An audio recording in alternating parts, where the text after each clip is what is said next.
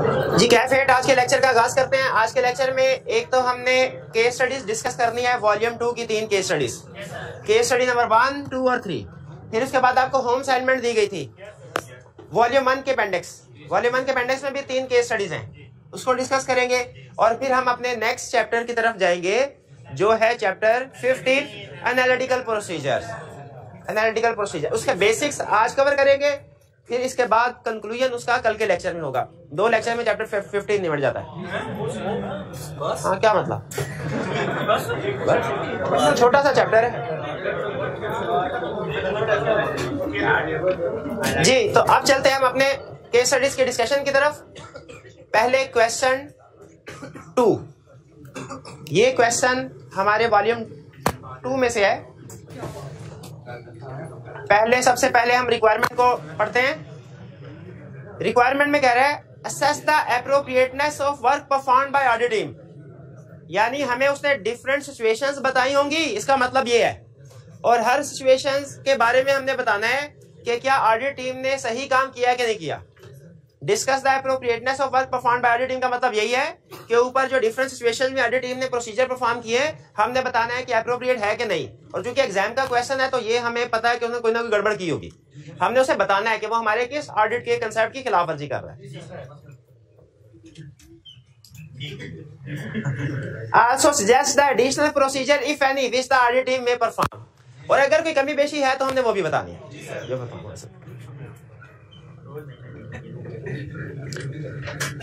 आप बहुत ही है ना शरीर। You are the audit manager responsible for the audit of NKL Limited for the year ended 28 February 2021। अच्छा, अब उसने हमें एक चीज नोट कीजिए, 1 2 3 4 सिचुएशंस दी हैं, तो क्या लाजमी है कि क्वेश्चन के अंदर इन्हीं 4 इश्यूज के ऊपर हमने कमेंट करना होगा कि ऊपर नीचे कोई हिडन भी पॉइंट कंसेप्ट हो सकता है? बेटा ये ध्यान में रखिएगा। कह रहा है और फिर इसके बाद 28 फरवरी 2021 डेट हमेशा मैं आपको बताऊं केस स्टडी में अहम होती है, इसको अंडरलाइन कर लें। इसका मतलब है इस कंपनी का ईयर एंड है 28 फरवरी।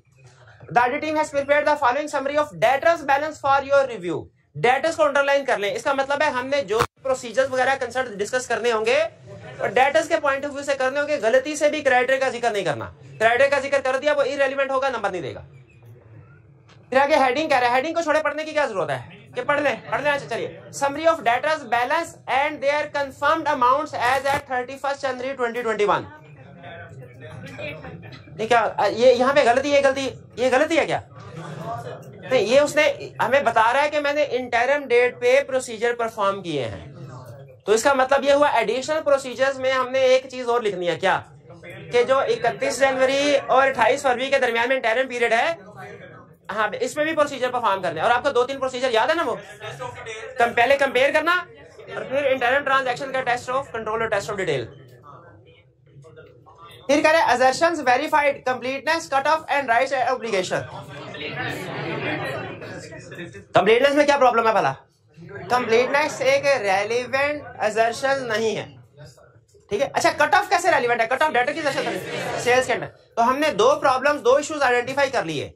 पहला इशू हमने आइडेंटिफाई ये किया इंटरम डेट की कंफर्मेशन है और हमने उसको प्रोसीजर बताने एडिशनल जो इस केस में परफॉर्म किए जाते हैं। दूसरा इशू जो हमने आइडेंटिफाई किया है वो कंप्लीटनेस की असर्शन वो वेरीफाई कर रहा है, हालांकि कंफर्मेशन से कंप्लीटनेस की असर्शन वेरीफाई नहीं। कंप्लीटनेस की असर्शन के लिए अलग प्रोसीजर्स होंगे, वो 1-2 प्रोसीजर आप बता सकते हैं, ठीक है, कि जैसे वो रिकंसिलिएशन बनती है कंट्रोल अकाउंट के साथ, ठीक है, और गुड्स डिस्पैच नोट से सैंपल सेलेक्ट करके हम रिकॉर्डेड अमाउंट्स देखेंगे हो गया कि नहीं हो गया चेक। तो कंप्लीट कंफर्मेशन से कंप्लीटनेस की असर्शन वेरीफाई नहीं होती।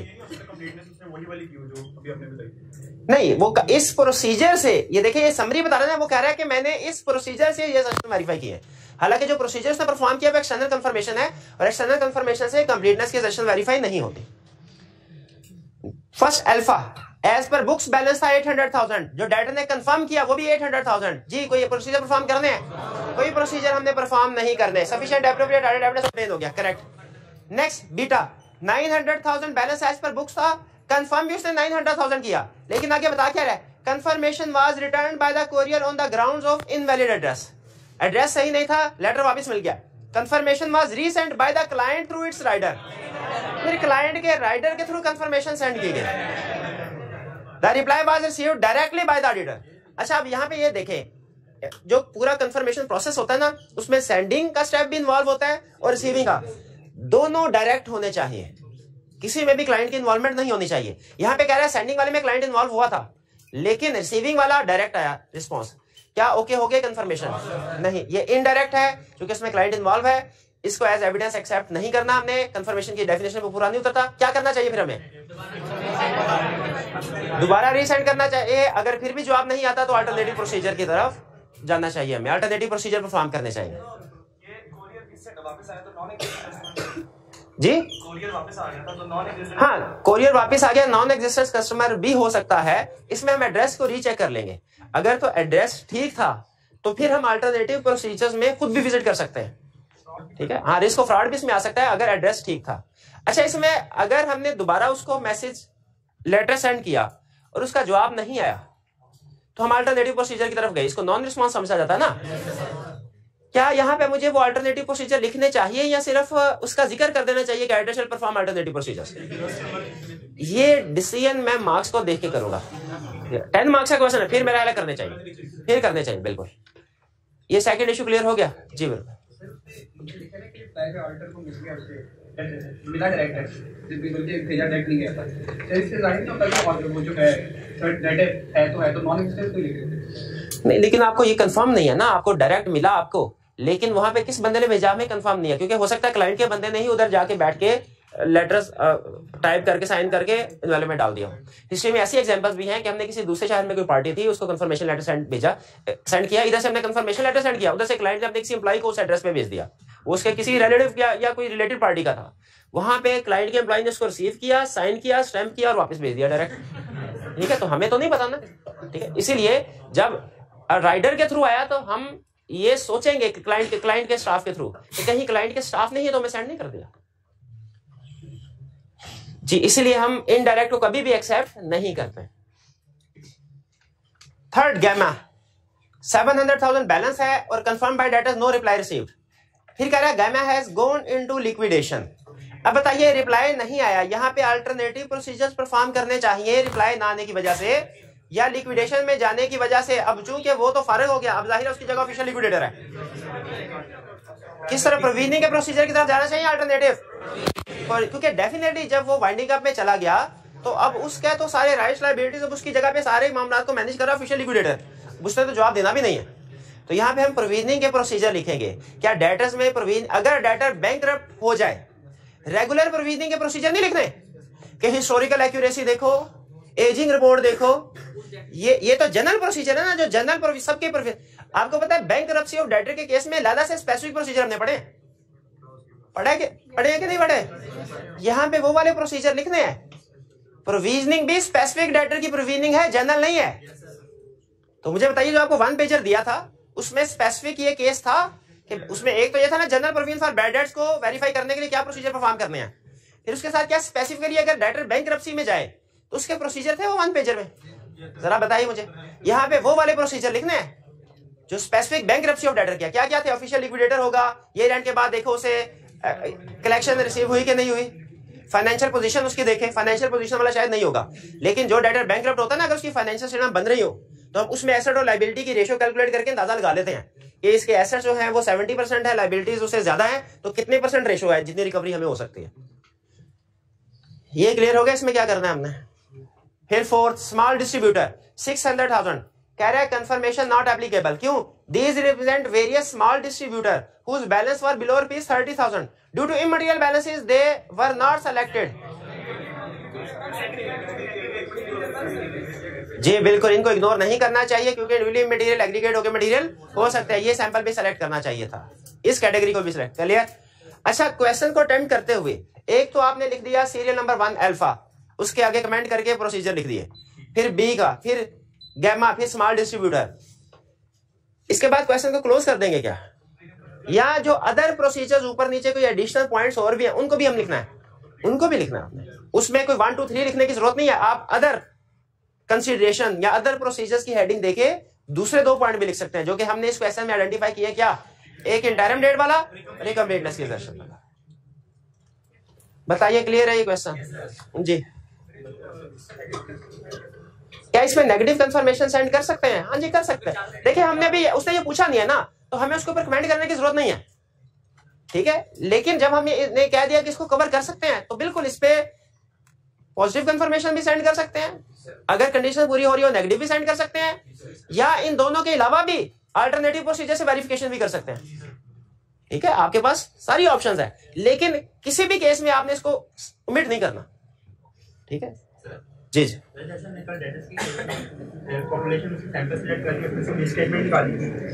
प्रोजेक्शन की थी, हाँ बिल्कुल, प्रोजेक्शन हर केस में करते हैं, हर केस जहां सैंपलिंग, याद रखें जिस एरिया में आपने सैंपलिंग की है ना, प्रोजेक्शन करना लाजमी होता है।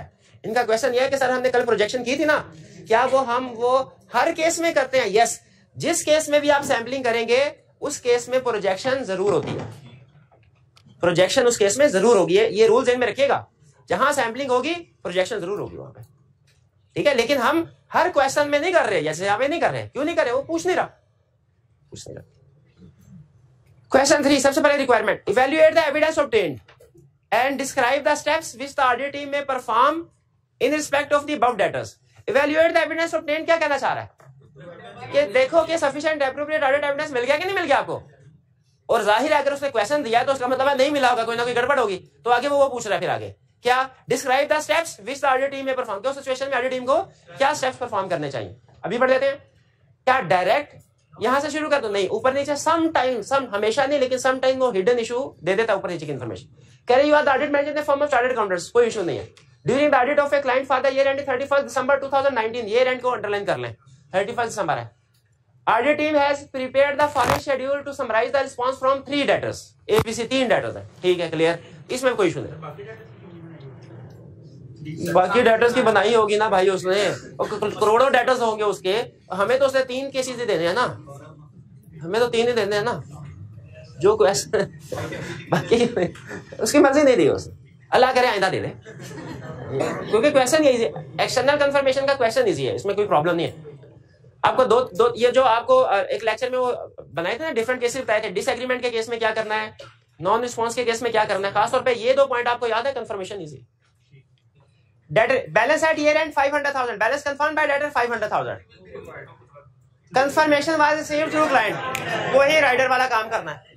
आगे चले, इनडायरेक्ट बी, रुपीज 800,000 कंफर्म भी 800,000 होगा। आगे क्या करें, confirmation was received after many follow-ups, चलो मिल तो गई ना, विद द क्लाइंट, क्लाइंट को हम बार बार कहते हैं कंफर्मेशन नहीं आई, कंफर्मेशन नहीं आई, फिर कंफर्मेशन बिलाहर आ गई। However, audit team have come to know that the confirming party had not received the confirmation request. यानी कंफर्मिंग पार्टी को कंफर्मेशन कभी मिली ही नहीं, तो जवाब किसने, खलाई मखलूक ने दे दिया, जवाब किसने दिया, खलाई मखलूक नहीं, ये क्योंकि हम मैनेजमेंट को फॉलो अप कर रहे थे बार बार, तो लग रहा है कि मैनेजमेंट की तरफ से ही है, लेकिन बहरहाल अब उसने चूंकि क्लियर नहीं बताया कि हमें पता कहां से चला, तो हम एक दफा ऑफिशियली हुज्जत पूरी करने के लिए कंफर्मिंग पार्टी को कांटेक्ट करके पूछेंगे, सर क्या कंफर्मेशन आपको रिसीव हुई? अगर तो वो कहते रिसीव हुई, रिप्लाई मेरा ही है, तो फिर ठीक है।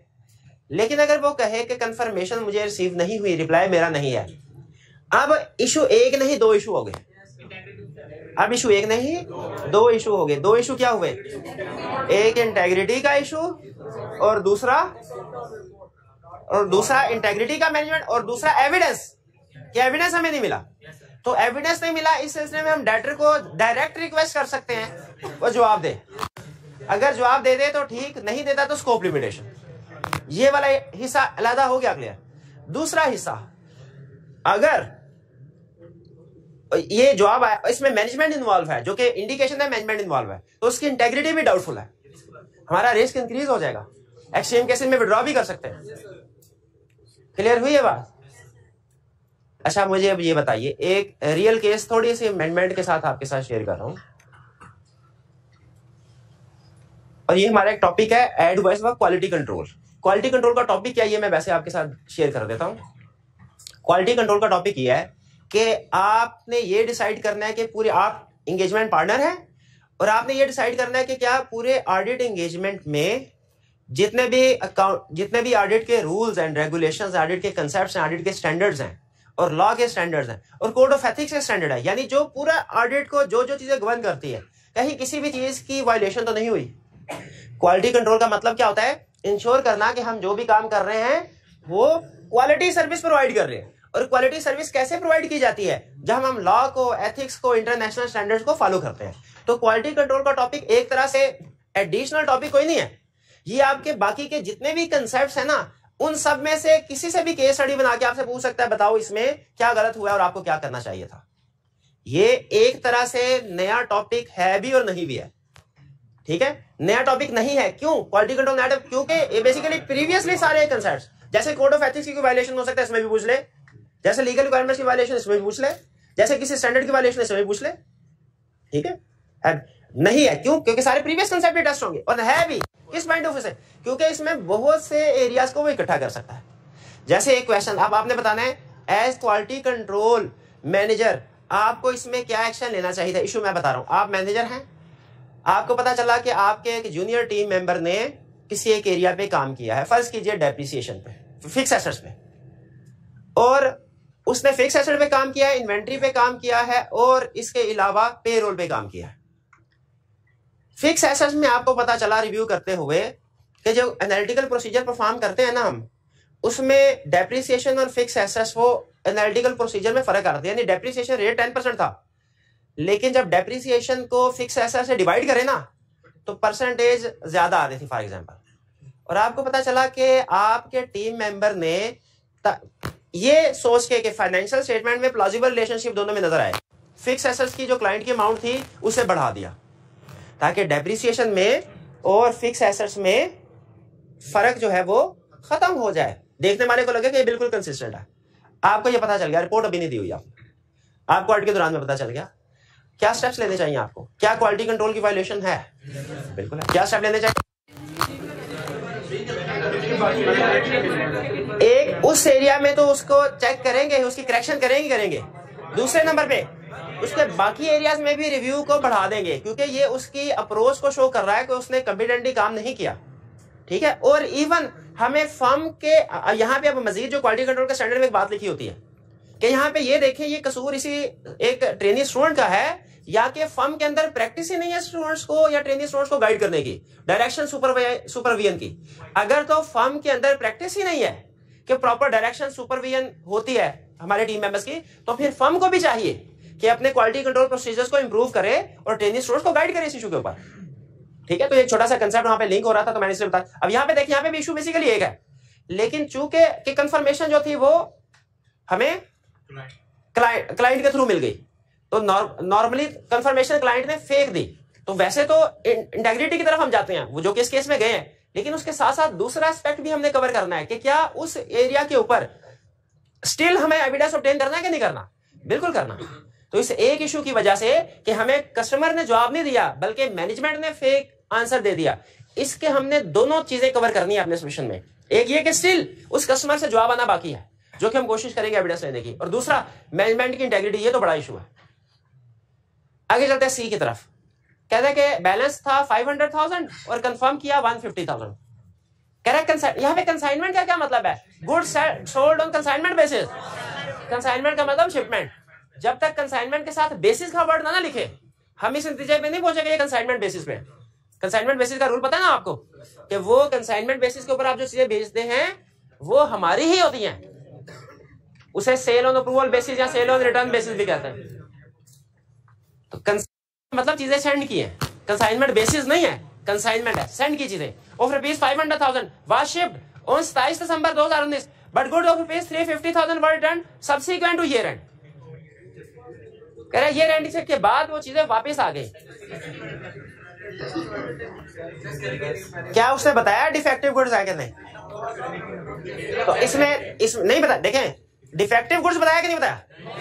उसका मतलब हमें इफ करके, अगर तो ये डिफेक्टिव गुड्स नहीं है, ठीक है, तो फिर ये गुड्स इन ट्रांजिट का केस है, फिर कोई मिसस्टेटमेंट नहीं है, फिर ये गुड्स इन, क्योंकि कस्टमर ने भेज दी हम तक नहीं पहुंची, गुड्स इन ट्रांजिट का केस है अगर डिफेक्टिव नहीं है। लेकिन अगर ये डिफेक्टिव है गुड्स, तो फिर ये एडजस्टिंग इवेंट है। कल भी पढ़ा था, return of defective inventory adjusting event है। इसको सेल को रिवर्स करेंगे और क्या करेंगे? स्टॉक को एनआरई में इंक्लूड करेंगे। क्लियर हुई ये बात जी?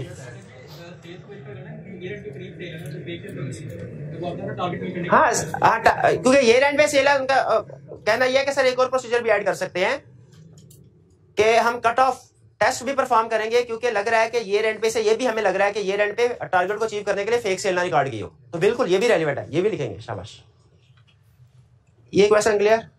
अब आगे चलते हैं।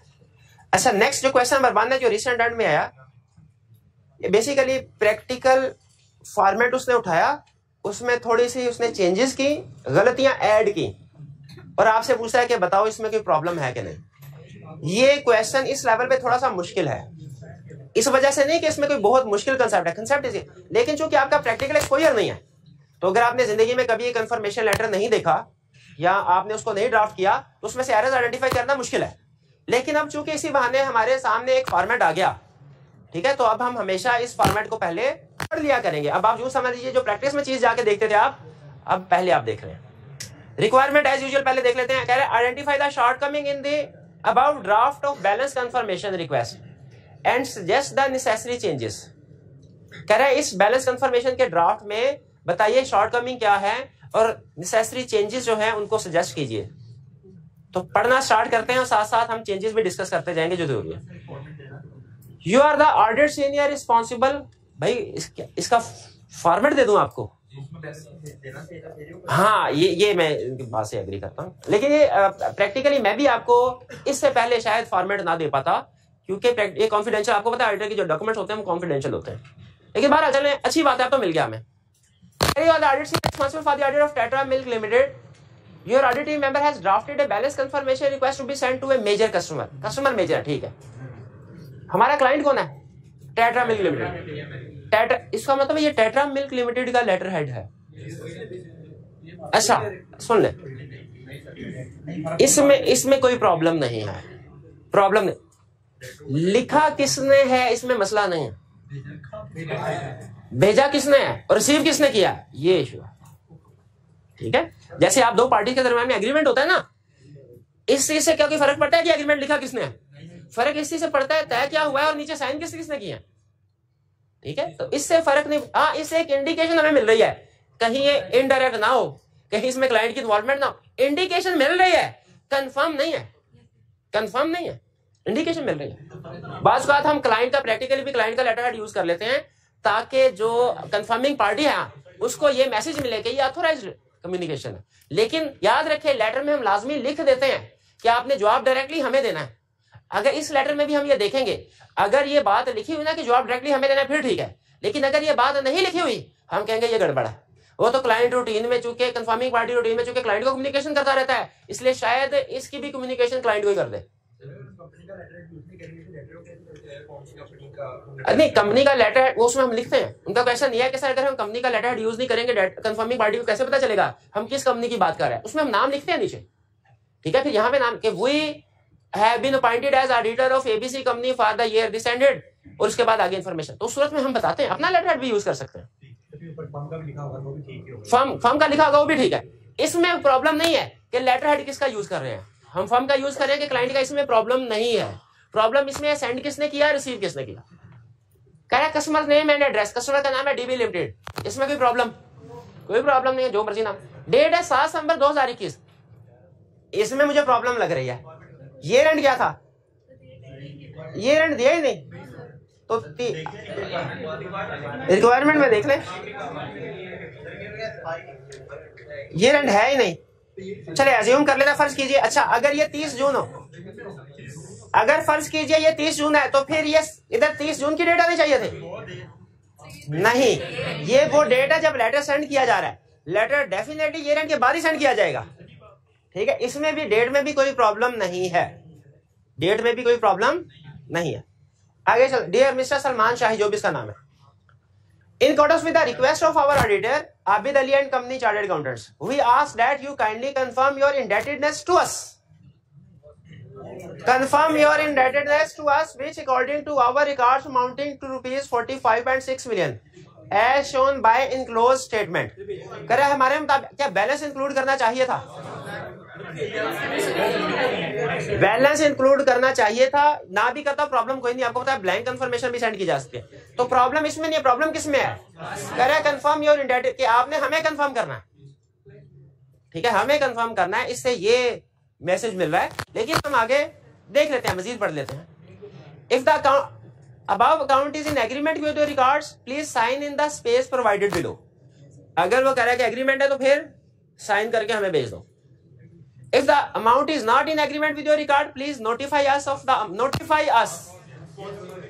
अच्छा, इसमें मैं थोड़ा सा ना इंग्लिश की वजह से मुख्तार था, मैंने यहाँ पे ये एरर नहीं पकड़ा, क्योंकि बात का इसका मतलब ये होता है कि आप कंफर्म करें कि हमारे साथ आपकी इंडेंटिटनेस क्या है, हमारे साथ आपका जो लेना देना है ना वो क्या है, वो कंफर्म करें।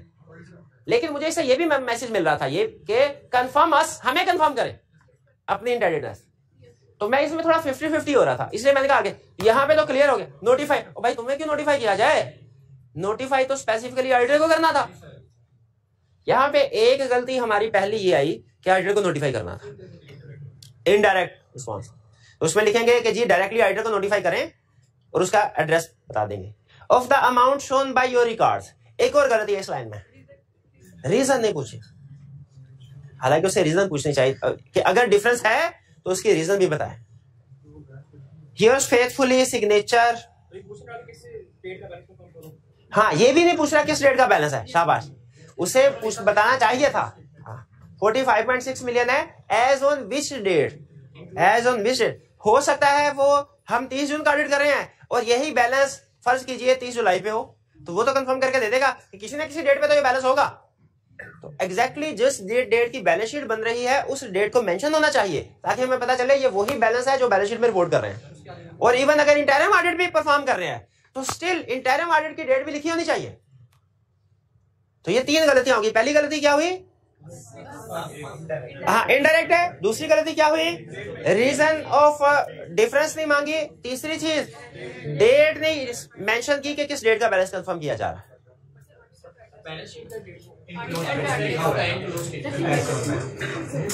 जी as shown by the enclose statement. अब चूंकि इनक्लोज स्टेटमेंट हमारे सामने नहीं है तो हम ये नहीं बता सकते कि वो स्टेटमेंट उसने वो डेट वाइज उसको किया या नहीं किया। कंफर्मेशन में बहरहाल देखिए हमारा जो बेसिक एविडेंस है वो ये कंफर्मेशन रिक्वेस्ट है, ठीक है जी जी।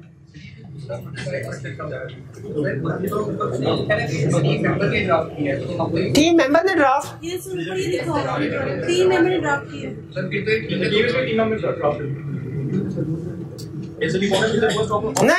नहीं टीम मेंबर ने ड्राफ्ट किया है, लेकिन देखें साइन किसके हैं, नहीं ये टेट्रा मिल्क लिमिटेड के साइन है, तो इसका मतलब है ये टेट्रा मिल्क के बिहाफ पे सेंड किया जाए। इसमें असर क्या, उधर डायरेक्टर को पता होगा कि ये लिखा किसने है, हैंड राइटिंग किसकी है, नहीं पता, तो किसको भेजेगा, टेट्रा मिल्क को भेजेगा। वैसे आपका पॉइंट वैलिड है, उसे क्वेश्चन बनाते हुए ये नहीं लिखना चाहिए था कि हमारी टीम मैनेजर ने किया, लेकिन बहरहाल अगर उसने लिख भी दिया इसे, क्योंकि ऑफिशियली तो सेंड उसी की तरफ से होगा ना जिसके यहाँ पे लेटर के अंदर सिग्नेचर होगा।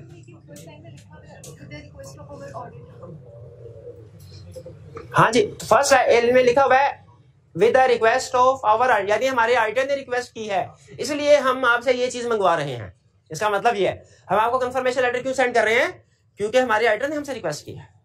ये बहरहाल कंफर्मिंग पार्टी से क्लाइंट की तरफ ही कंफर्मेशन जा रही है, इनडायरेक्ट, ठीक है भाई, एग्री करते हैं जी जी मेरे भाई। फर्दर पॉइंट्स में, हाँ फर्दर पॉइंट्स में उसने लिखे हुए हैं कि इनवेलप साथ मेंशन कर दे। अब चूंकि मुझे तो पता था प्रैक्टिस में फर्दर क्या होता है तो मैंने आपकी इंफॉर्मेशन के लिए लिख दिया, लेकिन आप अगर फर्स्ट टाइम ये क्वेश्चन अटेम्प्ट करेंगे ना, आप फर्दर पॉइंट्स आपके जहन में नहीं आएंगे, और वो अगर नहीं आए तो उसमें कोई प्रॉब्लम की बात नहीं है। नहीं ये मेंशन, क्या ये मेंशन कर सकते हैं कि उसे बैलेंस नहीं लिखना चाहिए बल्कि ब्लैंक में, नहीं, क्योंकि दोनों की स्टैंडर्ड इजाजत देता है, दोनों की इजाजत देता है जी। हाँ बिल्कुल फर्म का एड्रेस मेंशन, लेकिन चूंकि वो हमने उधर कवर कर दिया कि ये रिस्पांस इनडायरेक्ट है तो उसने इसी वजह से उसका फर्म का एड्रेस नहीं लिखा। वो आप ये कमेंट्री करते हुए ना कि ये इनडायरेक्ट है, इसको ऑडिटर को एड्रेस होना चाहिए, ये डायरेक्टली इसका रिस्पांस आना चाहिए ऑडिटर को, और उस पॉइंट में लिखेंगे आप कि उस सूरत में इस लेटर में ऑडिटर का एड्रेस भी शामिल होगा। क्लाइंट ने भी शायद इस वजह से एड्रेस नहीं दिया ना कि गलती से भी डायरेक्ट रिस्पॉन्स ना चला जाए, है? उसने एड्रेस दिया। चलिए ये था हमारा क्वेश्चन। जी जी, अकाउंट नंबर, जी जी जी, अकाउंट नंबर सिग्नेचर डेट में कोई प्रॉब्लम नहीं है, ये क्लाइंट के होंगे ना। एक मिनट है, ये दिखाइए अकाउंट नंबर उस क्लाइंट का, उनके अपने पास होगा ना अकाउंट नंबर। यानी पार्टी जब एक दूसरे को कम्युनिकेशन करती है ना, तो उन्होंने अकाउंट नंबर होता है ना उनका। जैसे अगर कॉलेज आपको कम्युनिकेट करेगा कोई भी, तो आपका एक आईडी होता है, आई क्या कम्युनिकेशन करता है, आपका एक सीआरएन नंबर होता है, तो वो आइडेंटिफिकेशन नंबर होता है। ये अकाउंट नंबर वो है। ब्लैंक क्यों छोड़ा हुआ, वो कुछ भी लिख ले इसमें, क्योंकि यही रेलिवेंट था, ये फिल करना लाजमी नहीं था। ठीक है, सिर्फ ब्लैंक छोड़ने का मतलब है कि हमने इसके ऊपर कमेंट नहीं करना, या आप इसको शॉर्ट कमिंग के तौर पे ले रही हैं, तो ये शॉर्ट कमिंग के तौर पे कमेंट करना चाहे कर सकते हैं कि जो इन्फॉर्मेशन है ना डेट वाली और दूसरी, इसको फिल करना चाहिए।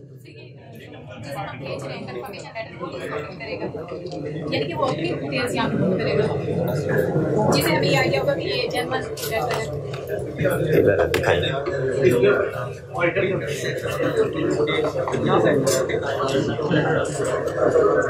हाँ जी, ये नीचे वाला जो हिस्सा है ना, ये नीचे वाला the amount shown above is are not in agreement with our record, ये जो नीचे वाला हिस्सा है ना, ये उस पार्टी ने फिल करना है जिसको हम लेटर भेज रहे हैं। प्रैक्टिकली जो लेटर होता है ना, प्रैक्टिकली जो कंफर्मेशन है, उसमें यहाँ पे ना डॉटेड लाइन के साथ सेपरेट किया जाता है। ऊपर वाला हिस्सा हम भेज रहे होते हैं और नीचे वाला हिस्सा उस पार्टी ने फिल करना है। जैसे आप एडमिशन फॉर्म फिल करें ना, तो उसमें डॉटेड लाइन लिखा होता है फॉर ऑफिस यूज ओनली, वो ऑफिस वालों ने फिल करना है।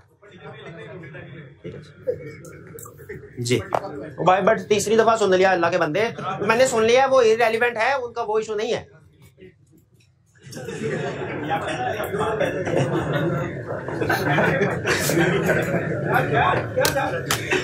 जी मार कर दीजिएगा।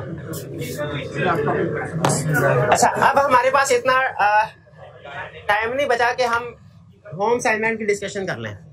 इसमें वैसे कोई अहम पॉइंट है, दिखाइए जरा मुझे, मैं इधर देख लूं। नहीं, मुझे जरा दिखाइए, अपेंडिक्स 1 दिखाइए, वॉल्यूम 1 का अपेंडिक्स दिखाइए।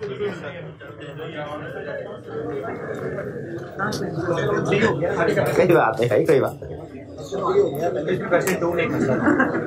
क्वेश्चन 1 में जो केस स्टडी 1 है, गाजी पावर लिमिटेड, इसमें कोई प्रॉब्लम है तो पूछे। अच्छा, इसमें केस स्टडी अटेम्प्ट करने के पॉइंट ऑफ व्यू से एक अहम चीज है कि चूंकि मार्क्स ज्यादा थे, उसने पूछा था अप्रोप्रिएट है कि नहीं है। तो जब कभी नेगेटिव कंफर्मेशन की अप्रोप्रिएटनेस पूछे, आपके लिए सजेस्टेड अप्रोच ये है कि आपने उन चारों पॉइंट्स को मेंशन करना है। ठीक है, पहले मेंशन कर लें ताकि बाद में उसको रेफर करना आपके लिए आसान हो। जब आप कमेंट कर रहे हो कि 2 कंडीशन पूरी हो गई है, तो नेगेटिव कंफर्मेशन अप्रोप्रिएट है provided other 2 condition number 3 and 4 above are also met. तो जब आप ऊपर एक दफा पहले नेगेटिव कंफर्मेशन की सारी कंडीशन लिख देंगे ना, तो केस स्टडी को अटेम्प्ट करते हुए आपके लिए आसानी हो जाएगी। आपको फिर हर एक केस के साथ दोबारा कंडीशन रिपीट करने की जरूरत नहीं है, बल्कि आप सिर्फ ये लिख देंगे provided condition number 2 and 4 above are also met. ठीक है, उस तरीके से लिंकिंग आसान हो जाए। तो हमेशा जब कभी नेगेटिव कंफर्मेशन की अप्रोप्रिएटनेस पूछे, हमने क्या करना है, सबसे पहले 4 हाँ। ठीक है, और इवन अगर इसके बाद आप कुछ भी अटेम्प्ट ना करें, आपको 2-3 नंबर फिर भी मिल जाएंगे, क्योंकि केस स्टडी में भी आपको पता है कुछ ना कुछ चीजें हमें रिप्रोड्यूस करनी होती हैं जिस रूल के ऊपर केस स्टडी बेस कर रहे थे। बहरहाल 1 ओके, 2 में क्या प्रॉब्लम जी, लास्ट में ऑल द 12 कंफर्मेशन रिसीव्ड, ये 728 जी जी, इसमें क्या है कंफर्मेशन रिसीव्ड, एक्सेप्शन डेट दिया गया है, वो डिसरिगार्ड वाली बात है। नहीं, पहले हाँ, कंफर्मेशन रिसीव्ड, क्या ये वो वाले बैलेंसेस हैं जो ओके हैं कि वो वाले हैं जो नॉट ओके, ये पूछ रहे हैं। ये डिपेंड करता है टाइप ऑफ कंफर्मेशन पे। अगर पॉजिटिव कंफर्मेशन है, इसका मतलब है ये ओके वाले सारे आगे, और नेगेटिव कंफर्मेशन है, इसका मतलब है नॉट ओके वाले। यानी इसमें जब हम एक्सेप्शन रेट, अगर डिस्ट्रीब्यूटर है, डिस्ट्रीब्यूटर इसमें 8 में से 7 का जवाब आया, इसका मतलब 1 का जवाब नहीं आया। होलसेलर में 2 का जवाब नहीं आया, तो 2 में हमें कुछ मजीद है। डिस्ट्रीब्यूटर में हमें पहले वाले में जो भी एक केस है जिसका जवाब नहीं आया, उसमें कुछ मजीद प्रोसीजर परफॉर्म करने हैं अल्टरनेटिव। होलसेलर वाले में जो 2 जिनका जवाब नहीं आया, उनमें कोई अल्टरनेटिव प्रोसीजर परफॉर्म करने हैं। हॉस्पिटल एंड क्लिनिक में 4 का जवाब है, 71 का नहीं है। तो प्रॉब्लम 71 में है कि 4 में है? हमने जो फर्दर एक्शन लेना है वो इन 4 पे लेना है, क्योंकि नेगेटिव कंफर्मेशन में तो जवाब आना गड़बड़ है। नेगेटिव कंफर्मेशन में तो जवाब आना गड़बड़ है। तो जब आपने एक्सेप्शन रेट कैलकुलेट करना है ना, 4 डिवाइडेड बाय 75 इसको यूज करना है, 71 डिवाइडेड बाय 75 को यूज नहीं करना। और इसी तरह रिटेलर के केस में 12 डिवाइडेड बाय 50 ये आपका एक्सेप्शन रेट होगा। फोर्थ कंडीशन क्या मेट हो रही है? Auditor is not aware of any circumstances that confirming party will disregard. देखिए ये मैंने आपको बताया था, क्वेश्चन में इसका जिक्र नहीं करता, ये आपको अजम्पशन के साथ मेंशन करना होती है। हाँ, इसकी रेट में सिर्फ एक्सेप्शन रेट देख लो, डिसीजन कर लें। अगर ओके है तो फिर आप यानी कंडीशन को मीट कर रहा है तो बाकी की कंडीशन को सोल्यूशन का हिस्सा बना के आप एप्रोप्रिएट कर लें। रिटेलर में मेट नहीं हो रही कंडीशन, हाँ नहीं हो रही तो ना करें, नेगेटिव कंफर्म एप्रोप्रिएट नहीं है। हाँ, एक्सेप्शन रेट को कैलकुलेट करेंगे तो ही साबित होगा ना नेगेटिव कंफर्मेशन एप्रोप्रिएट है कि नहीं। ये आप यही पूछ रहे हैं ना, एक्सेप्शन रेट है क्या इसमें? रिटेलर के केस, रिटेलर के केस में एक्सेप्शन रेट है क्या? 12 डिवाइड बाय 50, बिल्कुल ऐसे, बिल्कुल ऐसे। ठीक है, क्या ये एक्सेप्शन रेट हाई है कि लो है? एक मिनट ठहरे था ना, हाई है। ये किस क्वेश्चन की बात हो रही है? ये किस क्लास में है इस वक्त? आप यही बता रहे हैं। सीखना, देखिए पास होना ना होना जो है ना वो आपको पता अल्लाह ताला के इख्तियार में, ना मेरे इख्तियार में, ना आपके इख्तियार में। लेकिन सीखने के लिए जो एक चीज जरूरी होती है ना, वो अक्सर, ये मेरा एक्सपीरियंस है, वो मिसिंग होती है क्लास में। वो क्या होती है कि किसी दूसरे का सवाल है, हम समझ रहे होते हैं उसी का सवाल है, मेरा थोड़ी है, और फिर बाद में थोड़ी देर बाद वही सवाल खुद भी पूछ रहे होते हैं। इसमें ना वैसे मेरी कोशिश ये होती है, ये सही करें, ये इशू भी है कि किसी एक स्टूडेंट का क्वेश्चन जो होता है ना, तो आपने देखा होगा मेरी कोशिश होती है कि उसको रिपीट कर दिया करो। अगर मैं कभी भूल जाऊं ना इसको, तो आप मुझे याद करवा दिया। इसमें कोई कबाहत की बात नहीं है कि अगर आप तक वो आवाज नहीं पूछी तो आप मुझे रोके, ये कह सकते हैं सर क्वेश्चन रिपीट कर दें, ये तो अच्छी बात है। ठीक है, ये प्रोडक्टिव, ये डिस्टर्बेंस नहीं है। और डिस्टर्बेंस कुछ और होती है जो आप लोग का सवाल पूछने में कभी कोई डिस्टर्बेंस नहीं है। आप रोक के मुझे कह सकते हैं सर इनका जो है क्वेश्चन हमें बता दें, मैं इंशाल्लाह आपको, अगर मैं भूल गया, वरना मेरी कोशिश होती है खुद से बता दिया। जी एक क्वेश्चन में उसने, हाँ ठीक है, एक देखिए क्वेश्चन में जो उसने कैटेगरीज हमें, भाई बुक दीजिएगा, तीसरा रह गया बस। क्वेश्चन में जो उसने हमें कैटेगरी दे दी ना, हमने उसके कैटेगरी बनाने में कमेंट नहीं करना, हमने तो ये कमेंट करना है उसने प्रोसीजर ठीक परफॉर्म किया कि नहीं। अच्छा सोल्यूशन में, हाँ अच्छा, क्वेश्चन में अगर उसने 4 कैटेगरीज दी हैं तो मैंने शायद सोल्यूशन में ना जल्दी जल्दी कोई शॉर्टकट मारा, दोनों में नेगेटिव एप्रोप्रिएट का इकट्ठा आंसर कर दे। ऐसे करना नहीं चाहिए था, ऐसे नहीं करना चाहिए था। हर कैटेगरी का अलग-अलग हम डिसीजन देते हैं, अलग-अलग डिस्कशन होनी चाहिए थी। अगर किसी सोल्यूशन में मैंने 2 कैटेगरीज को इकट्ठा कर दिया तो वो मैंने गलत किया, मुझे ऐसा नहीं करना चाहिए था। लेकिन वो शायद इस वजह से किया, दोनों के पॉइंट सेम थे, फैक्टर सेम था, हाँ वो कॉपी पेस्ट ही होता, डुप्लीकेट। लेकिन फिर भी असूल की बात है, असूल की बात है, चाहे वो एग्जैक्टली वही फैक्टर्स हो, हमें लिखना अलग-अलग चाहिए। ठीक है, जो भी इशू था, हाँ ठीक है, ठीक है। थर्ड क्वेश्चन, थर्ड कौन सा है? अच्छा ये वही था जो केस स्टडी में हो गया, ये डुप्लीकेट हो गया। ठीक है, चलिए आगे चलते हैं। आप क्या इशू था इसमें? इंडिविजुअल इश्यूज बाद में, आपने अगर कोई सोल्यूशन बनाया उसमें कोई चीज चेक करवाना चाहते हैं, सही है कि नहीं, वो क्लास के बाद में, क्लास में क्लास के इश्यूज। Chapter 14 clear. अब चलते हैं चैप्टर 15 की तरफ। चैप्टर 15 में आज जो हम कंसेप्ट स्टडी करेंगे वो ऑलरेडी हम पढ़ चुके हैं, 70% पढ़ चुके हैं। ठीक है, लेकिन चूंकि जब वो चैप्टर कोई भी हम पहले कंसेप्ट चाहे पढ़ भी रहे हो, अब अगर चैप्टर आ जाए तो हमें उसको कंसोलिडेट करना होता है दोबारा से एक दफा, ताकि लिंकिंग बन जाए, आपको पता चल जाए कि ये चैप्टर किस तरतीब से कंसेप्ट को डिस्कस कर रहा है। तो डिस्कस करते हैं पहले, आप डिस्कस करते हैं जो भी कर रहे हैं, बेफिक्र है। हम डिस्कस करने जा रहे हैं चैप्टर 15 एनालिटिकल प्रोसीजर्स। इसमें हमने 3 चीजें आज के लर्निंग ऑब्जेक्टिव में कवर करने हैं।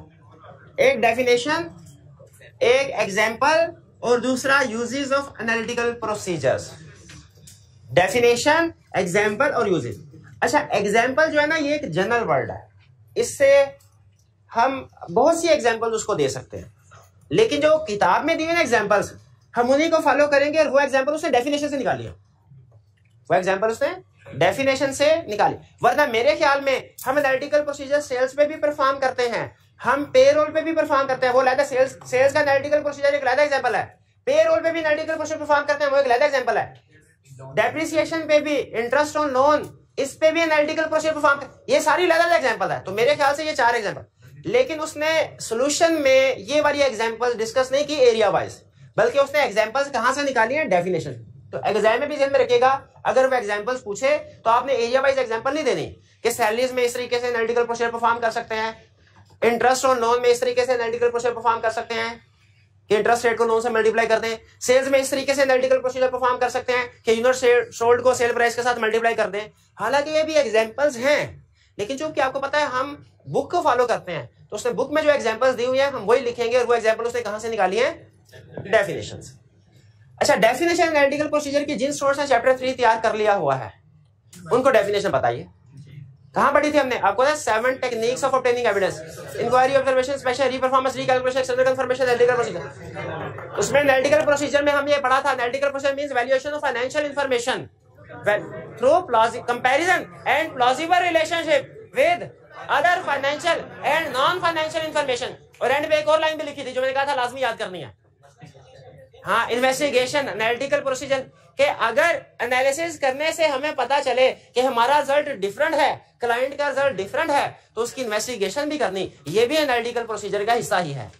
हालांकि नॉर्मली इन्वेस्टिगेशन करना ना क्लाइंट से इंक्वायरी के कैटेगरी में आता है, लेकिन अगर आप एनालिटिकल प्रोसीजर के केस में डिफरेंस आने की वजह से फर्दर इंक्वायरी इन्वेस्टिगेशन करते हैं, तो उस फर्दर इंक्वायरी इन्वेस्टिगेशन को भी एनालिटिकल प्रोसीजर का हिस्सा ही माना जाता है। और डेफिनेशन हमें पता है, और एनालिटिकल प्रोसीजर के यूजेस भी आपको पता होंगे। क्या यूजेस है, start of the audit, during audit, and of the audit. Start of the audit risk assessment, during substantive procedure के तौर पे, और at the end of the audit जो पार्टनर परफॉर्म करता है ओवरऑल रिव्यू। ओवरऑल रिव्यू जिस तरह materiality की भी डेफिनेशन कुछ इसी तरह थी, उसका भी टॉपिक इसी तरह था, मटेरियलिटी इंफॉर्मेशन एग्रीगेट, उसमें भी आखिरी लाइन थी जो मैंने कहा था खास तौर पे याद करनी है, materiality depend on size as well as.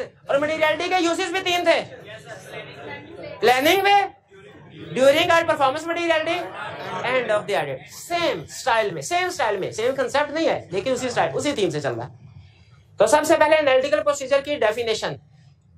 Analytical procedure means, देखिए चीजें हमने पढ़ी हुई है, लेकिन मैं डिटेल में आपके साथ डिस्कस कर रहा हूं। Evaluation of financial information. Evaluation का मतलब क्या है, वेरीफाई करना। वेरीफाई, एनालिटिकल प्रोसीजर से वेरीफाई होगा, क्या चीज वेरीफाई होगी, फाइनेंशियल इंफॉर्मेशन को ही वेरीफाई होगी। मुझे बताइए, फाइनेंशियल स्टेटमेंट्स को वेरीफाई करते हुए हमने नोट्स ऑफ अकाउंट्स को वेरीफाई करना है या इनकम स्टेटमेंट को, या दोनों को? दोनों। फर्क क्या है दोनों में? इनकम स्टेटमेंट है फाइनेंशियल इंफॉर्मेशन और नोट्स ऑफ अकाउंट्स क्या है, नॉन फाइनेंशियल इंफॉर्मेशन। इसका मतलब ये हुआ एनालिटिकल प्रोसीजर से फाइनेंशियल इंफॉर्मेशन वेरीफाई होती है, नॉन फाइनेंशियल इंफॉर्मेशन वेरीफाई नहीं होती। आप किसी भी चीज के डिस्क्लोजर्स के ऊपर एनालिटिकल प्रोसीजर परफॉर्म नहीं कर सकते, डिस्क्लोजर्स के ऊपर नहीं कर सकते, किसी ना किसी फिगर के ऊपर कर सकते हैं। यही वो कह रहा है, analytical procedure means valuation, verification करनी है किसकी, फाइनेंशियल इंफॉर्मेशन की। कैसे करनी है, 2 तरीकों से, या कंपैरिजन या प्लॉजिबल रिलेशनशिप, या कंपैरिजन या प्लॉजिबल रिलेशनशिप। कंपैरिजन का मतलब क्या है, इस साल की फिगर को किसी दूसरी फिगर के साथ कंपेयर करना, पिछले साल के साथ, या जैसे इस साल के सेल्स पिछले साल की सेल्स के साथ, या इवन इसके अलावा बजट वगैरह के साथ भी कंपेयर किया जा सकता है। यानी इस साल की इंफॉर्मेशन को हम कंपेयर करते हैं किसी दूसरी सोर्स की इंफॉर्मेशन के साथ, जैसे इस साल की फिगर को पिछले साल की फिगर के साथ, इस साल की फिगर को बजट के साथ, इंडस्ट्री की एवरेज के साथ। रेशियो एनालिसिस अगर आपने किया ना, तो उसमें बात वो कहता है, कभी कंपैरिजन करवाता है इंडस्ट्री की एवरेज के साथ, कभी कंपैरिजन करवाता है किसी कंपैटिटर के साथ, कभी कंपैरिजन करवाता है लास्ट ईयर के साथ। ये सारा कंपैरिजन है। और प्लॉजिबल रिलेशनशिप क्या है, इसी साल की फाइनेंशियल इंफॉर्मेशन का इसी साल की दूसरी फाइनेंशियल इंफॉर्मेशन के साथ रिलेशनशिप। यहाँ पे प्लॉजिबल का मतलब है predictable, correlation. Correlation, plausible relation का मतलब क्या है, स्लाइड में पढ़ते हैं ना कोरिलेशन, वो है कोरिलेशन। कोरिलेशन का मतलब क्या होता है? जब एक चीज बढ़ रही हो और दूसरी भी चीज बढ़ रही हो, इसे कहते हैं कोरिलेशन। ठीक है, जब दोनों चीजें इकट्ठे मूव हो रही हो, इसको कहते हैं कोरिलेशन। अच्छा, ये ना उसने मुश्किल टर्म यूज की है, या मुश्किल नहीं, आसान होंगी। हमारी एक पता नहीं कैफ लेवल पे टर्म बोली जाती है कि नहीं, एक होता है हॉरिजॉन्टल एनालिसिस, एक होता है वर्टिकल एनालिसिस। टर्म सुनी है आप? हॉरिजॉन्टल एनालिसिस क्या होता है? हॉरिजॉन्टल एनालिसिस ऐसे, सही कह रहे हैं, वो ऐसे होता है, और वर्टिकल ऐसे होता है। बट ये असल में हॉरिजॉन्टल, अगर आप थोड़ा सा सोचेंगे ना, ये हॉरिजॉन्टल एनालिसिस है, यानी इस साल को पिछले साल या दूसरी इंफॉर्मेशन के साथ, और ये वर्टिकल है, यानी इसी साल के किसी ऊपर नीचे वाली इंफॉर्मेशन को इसी साल की दूसरी इंफॉर्मेशन के साथ। अब मुझे बताइए, अगर मैं डेटर टर्नओवर रेशियो कैलकुलेट करता हूं, प्लॉजिबल, क्या डेटर और सेल का रिलेशनशिप है? यस है। और फिर अगर मैं इंटरेस्ट का लोन के साथ रिलेशनशिप बनाता हूं, इस साल की सेल को पिछले साल की सेल के साथ, लेकिन बहरहाल आपके लिए इसको ज्यादा डिफरेंशिएट करना जरूरी नहीं। क्यों? क्योंकि दोनों एनालिटिकल प्रोसीजर है। अब रूल बता रहा हूं, एक बहुत ये टेक्निकल बात है, शायद आपको समझ ना आए, लेकिन एक दफा बताना मेरा फर्ज है। एनालिटिकल प्रोसीजर में कंपैरिजन भी होता है, प्लॉजिबल रिलेशनशिप भी होता है। कंपैरिजन यूज किया जाता है रिस्क असेसमेंट के लिए, और प्लॉजिबल रिलेशनशिप यूज किया जाता है सब्सटेंटिव प्रोसीजर के तौर पे, सब्सटेंटिव प्रोसीजर के तौर। और अगर इनमें कोई फर्क आ जाए, जैसे इस साल को पिछले साल की सेल के साथ कंपेयर किया, इस साल की सेल्स बहुत कम है, क्लाइंट से पूछा कम क्यों है, ये मेरा पूछना इंक्वायरी है कि एनालिटिकल प्रोसीजर? Analytical procedure. हालांकि नॉर्मली जो भी पूछे क्लाइंट से वो इंक्वायरी है, लेकिन यहाँ पे चूंकि हम किस कंटेक्स्ट में पूछ रहे हैं, तो ये इन्वेस्टिगेशन भी एनालिटिकल प्रोसीजर है। ये बात समझ आ गई? इस डेफिनेशन को कल मैं यूज करूंगा। कल का लेक्चर आपका बहुत कंसेप्चुअल लेक्चर होगा, ठीक है? इसमें याद रटे वाला मटेरियल है, लेकिन मैं चाहता हूँ सारी चीजें ना लिंक कर दूं, हर स्टेप को दूसरे स्टेप के साथ, ताकि आपको प्रैक्टिकल भी पता चले किस तरीके से एनालिटिकल परफॉर्म होते हैं, और याद करते हुए भी कंसेप्ट आपको क्लियर हो, याद करना आसान हो जाएगा। बहरहाल डेफिनेशन क्लियर हो गई। अब एग्जाम्पल्स, और जैसा मैंने आपको बताया था कि एग्जाम्पल्स उसने कहां से निकाली है, एग्जाम्पल में उसने कहा एग्जाम्पल किसकी बताऊं? कंपैरिजन की के प्लॉजिबल रिलेशनशिप की? कंपैरिजन। अच्छा, पहले कंपैरिजन की। अगर आप कंपैरिजन कर रहे हो तो इस साल की फिगर को किसके साथ कंपेयर कर सकते हैं?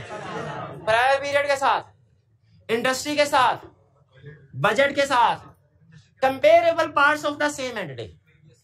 ये क्या है? बाकी तो चीजें समझ आ गई होगी भाई। इंडस्ट्री का मतलब है इंडस्ट्री की एवरेज के साथ कंपेयर करें कि इंडस्ट्री कैसे परफॉर्म कर रही है, हमारी कंपनी कैसे परफॉर्म कर रही है, उसी तरह की इंडस्ट्री। डेफिनेटली एजुकेशन इंडस्ट्री का एनालिसिस कर रहे हैं तो किसी दूसरे कॉलेज इंडस्ट्री, एजुकेशन, हॉस्पिटल का बजट जो बनता है स्टार्ट में कि हम इस साल कितना खर्चा करेंगे, तो एक्चुअल को बजट के साथ हम कंपेयर करते हैं कि करना तो इतना था, ज्यादा क्यों कर दिया। Comparable parts of the same entity का मतलब होता है बाज़ औक़ात आपको, आप फर्ज कीजिए गोरमेट बेकरी या कोई भी बेकरी या पेट्रोल पंप की एग्जांपल ले लें। कंसेप्ट क्या होता है हमारा कि अगर आपका nature of operation her branch पे एक जैसा है ना, तो आपकी जीपी रेशियो भी हर ब्रांच पे एक जैसी होनी चाहिए, ठीक है? लेकिन अगर एक ब्रांच पे आपको बताया जीपी रेशियो कम है, अब ये तो क्या आप ये कह सकते हैं इस ब्रांच में कोई गड़बड़ है? अभी आपको कैसे पता चलेगा जीपी रेशियो इस ब्रांच की कम है? उस दूसरों से कंपेयर करें। ये इसको कह रहा है comparable parts of the same. एक ही एंटिटी के अंदर अगर डिफरेंट ब्रांचेस हैं तो उनकी आपस की जीपी रेशियो को कंपेयर कीजिए, जिसमें अनयूअल डिफरेंस आएगा। देखिए सेल्स ऊंच नीच हो सकती है हर ब्रांच की, वो जाहिर है जिसकी मार्केट के करीब होगी ज्यादा से, लेकिन जीपी रेशियो तो सेम होनी चाहिए। हम पढ़ चुके हैं रिस्क असेसमेंट में, उस लिहाज से कॉस्ट ऑफ सेल्स भी चेंज हो जाती है। Plausible relationship. अच्छा, प्लॉजिबल रिलेशनशिप में नोट कीजिए, कह रहे हैं valuation of financial information through plausible. ये जो प्लॉजिबल रिलेशनशिप है ना, अब ये ध्यान में रखिएगा, वेरिफिकेशन होगी फाइनेंशियल इंफॉर्मेशन की एनालिटिकल प्रोसीजर में, लेकिन वेरिफिकेशन के लिए जो प्लॉजिबल रिलेशनशिप बनाना है आपने, वो किसी दूसरी फाइनेंशियल इंफॉर्मेशन के साथ भी बन सकता है, नॉन फाइनेंशियल के साथ भी बन सकता है। नहीं, ये बात नहीं समझ आई ना ना ना। मैंने डेप्रिसिएशन को वेरीफाई करना है, इसको फिक्स एसेट्स के साथ प्लॉजिबल रिलेशनशिप है, मैं कर सकता हूं फाइनेंशियल का दूसरी फाइनेंशियल के साथ, ठीक है? मैंने इंटरेस्ट को वेरीफाई करना है, रिपेयर एक्सपेंस के साथ प्लॉजिबल रिलेशनशिप है। अच्छा, इसका मतलब ये हुआ हर चीज का प्लॉजिबल रिलेशनशिप नहीं होता, चलो ये भी सीख लिया। इंटरेस्ट का लोन के साथ प्लॉजिबल रिलेशनशिप है। इंटरेस्ट फाइनेंशियल इंफॉर्मेशन जिसको वेरीफाई कर रहे हैं, और लोन भी क्या पे रोल का नंबर ऑफ एम्प्लॉइज के साथ प्लॉजिबल रिलेशनशिप है? जैसे जैसे नंबर ऑफ एम्प्लॉइज बढ़ेंगे पे रोल भी बढ़ता है, लेकिन इसमें जिसको वेरीफाई कर रहे हैं पे रोल एक्सपेंस वो फाइनेंशियल इन्फॉर्मेशन है, जिसके साथ वेरीफाई कर रहे हैं वो नॉन फाइनेंशियल इन्फॉर्मेशन है। सेल्स का नंबर ऑफ यूनिट सोल्ड का प्लॉजिबल रिलेशनशिप है, जैसे जैसे नंबर ऑफ यूनिट ज्यादा बढ़ेंगे सेल्स भी बढ़ेगी, लेकिन sales financial information number of unit sold क्योंकि ये हमारी फाइनेंशियल स्टेटमेंट में नहीं आता ना। स्टूडेंट कहने का सर ये भी तो नंबर है, नंबर जरूर है लेकिन हमारी फाइनेंशियल स्टेटमेंट में आता है नहीं आता। तो प्लॉजिबल रिलेशनशिप में एग्जांपल सेलिंग एक्सपेंस को सेल्स के साथ रिलेट करें, क्योंकि जैसे जैसे सेल्स बढ़े सेलिंग एक्सपेंस भी बढ़ना चाहिए। प्लॉजिबल रिलेशनशिप है फाइनेंशियल का फाइनेंशियल के साथ, के फाइनेंशियल का नॉन फाइनेंशियल के साथ, फाइनेंशियल का फाइनेंशियल, हाँ फाइनेंशियल के साथ, हाँ। और फाइनेंस क्या नंबर पेरोल का नंबर ऑफ एम्प्लॉइज के साथ रिलेशनशिप है, तो ये फाइनेंशियल का नॉन फाइनेंशियल के साथ प्लॉजिबल रिलेशनशिप। तो बताइए क्या आपको समझ आई लफ्ज इवैल्यूएशन से क्या मुराद है, फाइनेंशियल इंफॉर्मेशन से क्या मुराद है, कंपैरिजन किसको कहते हैं विद एग्जांपल्स, प्लॉजिबल रिलेशनशिप किसको कहते हैं विद एग्जांपल्स,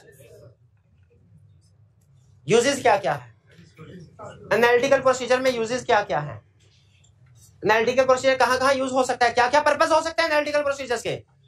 एनालिटिकल प्रोसीजर का एक पर्पस है रिस्क असेसमेंट, प्लानिंग स्टेज पे इसको प्लानिंग स्टेज कह लें, स्टार्ट ऑफ द ऑडिट कह लें वो भी चलता है, रिस्क असेसमेंट स्टेज कह लें वो भी चलता है। पहला पर्पस क्या है रिस्क असेस। अब अगर आपको चैप्टर 3 याद है ना तो दो पर्पस तो आपको वहीं पे मिल जाते हैं। एक पर्पस क्या है रिस्क असेसमेंट, क्या एनालिटिकल प्रोसीजर से रिस्क असेसमेंट होती है, साबित करें। भाई वो रिस्क असेसमेंट थ्रू फिगर जो हम करते रहे हैं, जो सेल्स को पिछले साल के साथ कंपेयर करते रहे हैं, डेटर्स को इन्वेंट्री को टर्नओवर रेशियो निकालते रहे हैं, वो सारा क्या था, वो एनालिटिकल प्रोसीजर्स की था। तो इसका मतलब है एनालिटिकल प्रोसीजर को हम रिस्क को असेस करने के लिए, आइडेंटिफाई करने के लिए यूज कर सकते हैं। ये क्लियर हो गया। और टू ऑब्टेन अंडरस्टैंडिंग भी है, ये पॉइंट हटा लगाने पर मेन कंसेप्ट एग्री करते हैं कि एनालिटिकल प्रोसीजर से रिस्क असेस हो सकते हैं। ठीक है, अंडरस्टैंडिंग ऑफ एंटिटी इसलिए क्योंकि हमें पता चल जाता है कौन कौन सी एरिया एक दूसरे के साथ लिंक है।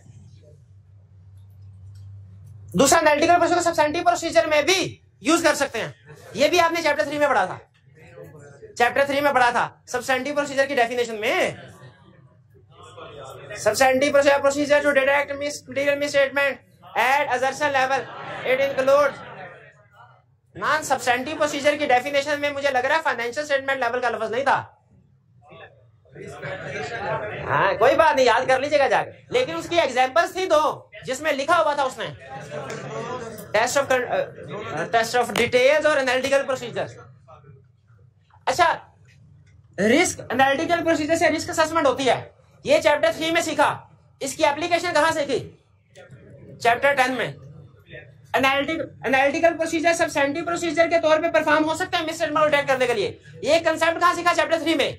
इसकी एप्लीकेशन चैप्टर नंबर 10 में रिस्क असेसमेंट सीखी थी, 11 में रिस्क असेसमेंट सीखी थी, 11 में।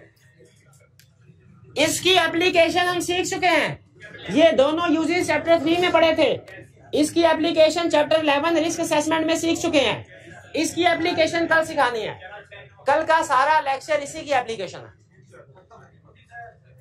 और एंड में और क्या, ओवरऑल रिव्यू, ये भी आपको कल सिखा देंगे। और बताएं ये पार्टनर, हाँ ये ध्यान में रखिएगा, ये ओवरऑल रिव्यू कौन करता है, पार्टनर। कि फाइनेंशियल स्टेटमेंट हमारी अंडरस्टैंडिंग के साथ कंसिस्टेंट है कि नहीं।